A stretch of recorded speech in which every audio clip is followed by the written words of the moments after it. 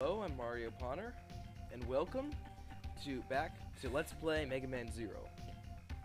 In the last part, we saved the factory and claimed it for a resistance force.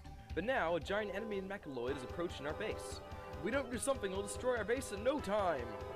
Everyone, guard the front of our base at no cost. Zero, go around and attack it from the rear. You are our only hope! Good luck, Zero. Save Data. Yeah, I'd like to save, because I have to fight a boss right after you make the mission. I want to save. The giant Mechaloid must be up ahead of you. Stay sharp, Zero. And the definition is sharp. Look at me, I've got an A rank. Speaking of which, I'm really glad I'm doing that well during this game's playthrough. I'm surprised. Now, here we have the boss that was mentioned. Wow. There must be weak points, even for a giant Mechaloid. Good luck. Of course, the bigger they are, the more obvious the weak points. And first off, we want to start attacking those little knobby things on its back, which shoot out the top enemies and the bad enemies. It's a lot easier if you use the Z-Saber's jump spin slash, as it can carve through the enemies and damages the boss relatively well. You should be getting it around this point if you've been killing about the required amount of enemies to summon the boss anyway. And this boss, I think, appears after you've beaten a certain number of missions. It doesn't have a set place in the story. And also, there's that ray on top of the machine that drops bombs, which is too far away to really reach with the saber, so you're going to want to use charged buster shots. Are you okay, Zero? We've almost finished our preparations for the assault. What assault? I'm the only assault going on here is my assaulting this tank with the random hammer using the move itself forward. He designs a thing with that. And if you're on level A, once you think you've beaten the boss, no, this little Prometheus moot guy comes out and starts throwing grenades and shooting at you and throwing these beam traps from the classic Megaman game. It takes quite a few hits, considering he's just a, ordinary moot inside the tank. Fortunately, his aim is crap. Actually, if you let the boss fight go long enough, the boss can break open this wall and allow access to a secret passageway, but heck, I'll show you what's in there already, because you don't need to let the boss break through. And yeah, it's a timed mission. If you don't defeat the boss quickly enough, you get a non-standard game over. Good luck! Our base is safe. We appreciate your effort. And no biggie, it was just a spin slash being awesome. God, I love that spin slash so much. And another A rank for me. I've practiced a lot with this game. This is one of the few games I've played to death. If you didn't stop the giant Mechaloid, the basement is a sitting duck. Thank you. With your cooperation, maybe peace will be restored. Oh, that's sweet of you. But let's save. This game normally takes about 2 hours on the first playthrough. No, more like 3, probably, if it's your first playthrough. But here's something special I'd like to show off. For the rest of this video, I'm not going to the next mission. I'm showing off several secret items, and also a feature about this game, its overworld system. You see, the game everything is interconnected in the game. It's kind of, after you've beaten each level, you can walk between all of them. See? Seriously, you can walk all between them like it was a wide open sandbox style game. See, look, here we are at the start of the subway level. We can walk through all the levels we've completed, pick up a lot, go back and pick up the cyber elves, get more energy crystals, items you missed in the first time around.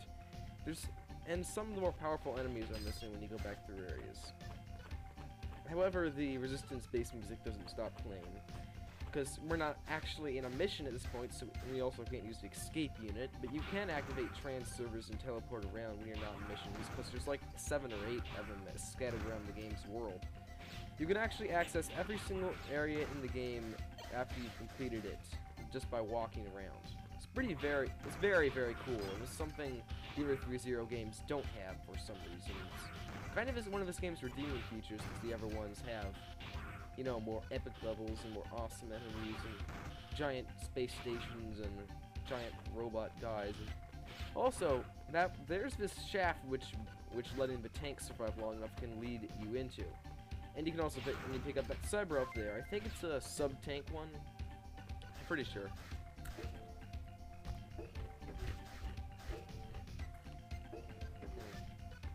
Good pretzel. Sorry, there's not really that much to talk about, but... Well, anyway, here's where the train was. And if you try to go over here, there's an... I'm sorry to put you through this. We'll do it as soon as we have an opportunity. You have nothing to worry about. Trust us and concentrate on your mission. Yeah, these guys block you off. And if we try to go through this door, there's a guy to block you off too, prevents you from getting that cyber elf over there. Come on, can't you just let me in 2 feet to get the cyber elf? It's not like I'm in danger of getting killed. I'm worried about you guys. Oh yeah, you do go back out there where these guys are blocking you off as a mission shortly later. But here's the subway area, I guess. And up here is a trans server, which once you use here, you can change areas back to it as the subway option. And here I'm feeding a couple of my cyber elves. I'm really looking out for Winky, the one that doubles your health, because getting your health doubled in this game, especially considering how little health you have at the start, is incredibly useful. It takes 3,000 cyber elves total, though. I mean, it takes 3,000 energy crystals total. That is a crap ton of crystals, and it will require a crap ton of farming. But it is totally worth it, because it makes the whole rest of the game so much easier. So much easier. It's hilariously laughable. Anyway, up here we have the factory level. Yes, this is how you get to it non-linearly.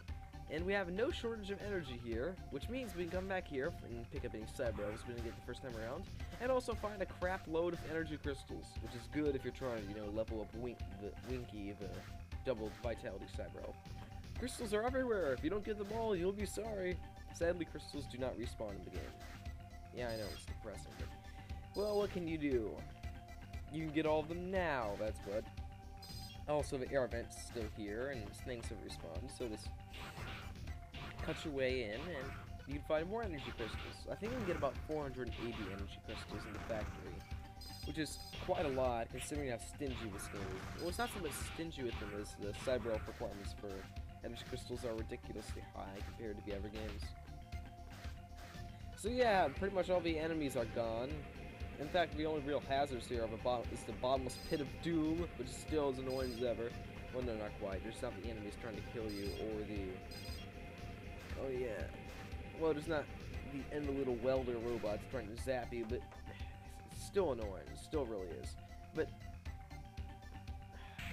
random sound glitch, you just hear an explosion. That was because I was editing a fail out. See, like I promised, I'm editing them out now.